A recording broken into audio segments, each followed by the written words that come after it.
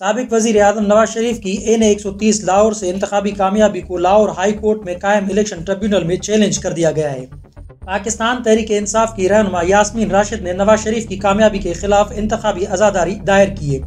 درخواست میں موقف اپنایا گیا ہے کہ الیکشن کمیشن نے قانون کے منافی نواز شریف کی جیت کا نوٹیفیکیشن جاری کیا۔ یاد رہے کہ 10 فروری کو لاہور کے حلقہ این-130 سے نواز شریف کی کامیابی کو لاہور ہائی کورٹ میں چیلنج کیا گیا تھا۔ ڈاکٹر یاسمین راشد نے اپنے وکیل احمد اویس اور رانا مدثر ایڈوکیٹ کی توسط سے درخواست دائر کی ہے۔ 13 فروری کو لاہور ہائی کورٹ نے یاسمین راشد کی این-130 سے نواز شریف کی کامیابی کے خلاف دائر درخواست نمٹا دی تھی۔ جسٹس علی باقر نجفی نے ڈاکٹر یاسمین راشد کی درخواست پر سماعت کرتے ہوئے درخواست گزار کو الیکشن کمیشن سے رجوع کرنے کی ہدایت کی تھی۔ 14 فروری کو الیکشن کمیشن نے این-130 سے نواز شریف کی کامیابی کا نوٹیفیکیشن جاری کیا تھا۔